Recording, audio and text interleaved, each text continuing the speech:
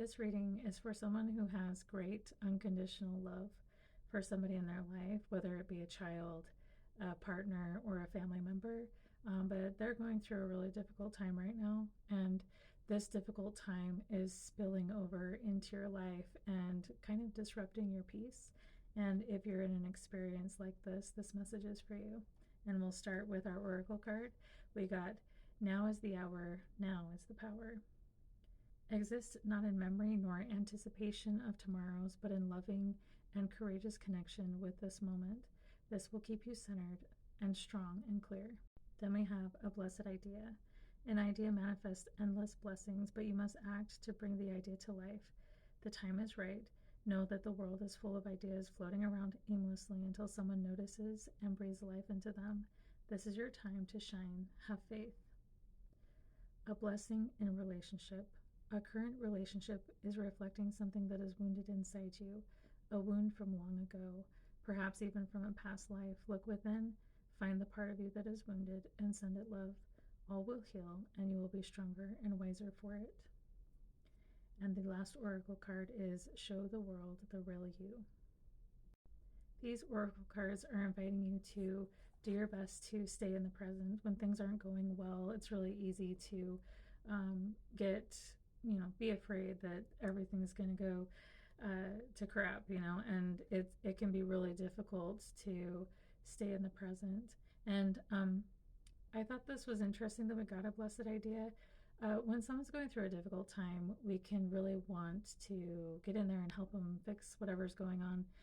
But if we give them space because everyone has their own ability to save themselves. Of course, sometimes we need to ask for help, and sometimes we need to offer help.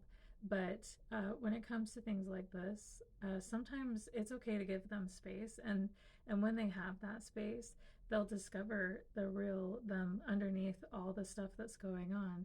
And they will discover ideas to help themselves. And I think it's beautiful also that this card came out, because when someone's going through a hard time, sometimes, and that hard time is spilling over into your life, it can be really difficult to see past the BS that's going on. But this card is inviting you to remember the person that you love. Remember who they are under all the stuff that they're doing, and even if it's painful stuff, remember that inside of that person, under the trauma and under the behavior, is someone that you really, really love, and don't forget that person. And of course, in every relationship, there's always something that we're being taught, especially when things are difficult.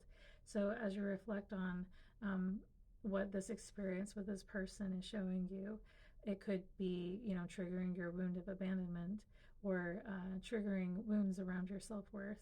There's a lot of different things that we could investigate here, and discover the gift of this experience, because there always is one. And in the tarot, first we have the Seven of Wands, the Magician, and the Nine of Wands. And this person may be really defensive right now. They may feel backed into a corner as their difficult time is overwhelming them. And this may be really frustrating for you, because with the Magician showing up here, you may feel like you have all the tools they need to help them overcome this challenge, but they're not trusting you. And with the Nine of Wands, you can see this man has a bandage on his head. So the person you may be dealing with may be shutting you out because they may be dealing with a lot of depression or some sort of mental health issue. And the Nine of Wands is also asking you if, all of these efforts that you're trying to put in to help resolve this situation, it's asking, are you feeling kind of worn out? Or is this situation affecting your energy and your peace and draining you? And honestly, whatever this person is going through, it might be, you may feel like you can help, but it might be beyond your ability to help. They may need someone, even a professional, to step in and help them. And the Nine of Wands is letting you know that it's okay to take a step back from this situation and allow things to be as they are right now.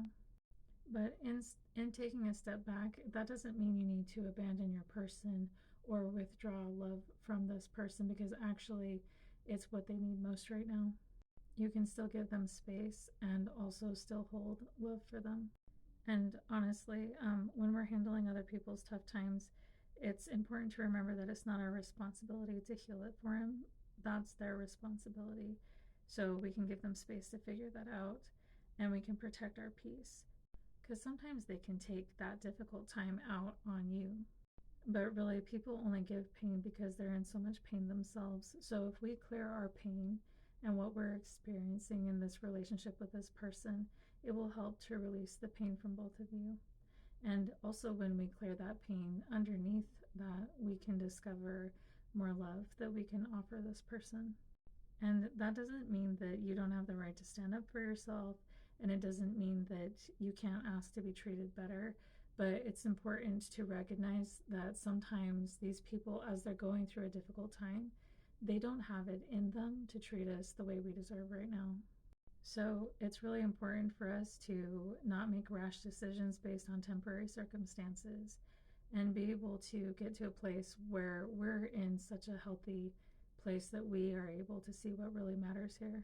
And with the Justice card here, it's important that you know that whatever is going on, it's going to balance itself out and things are going to calm down again. And the Justice card also represents karma. So whatever, if you've been hurt in this situation, karma will be served as well.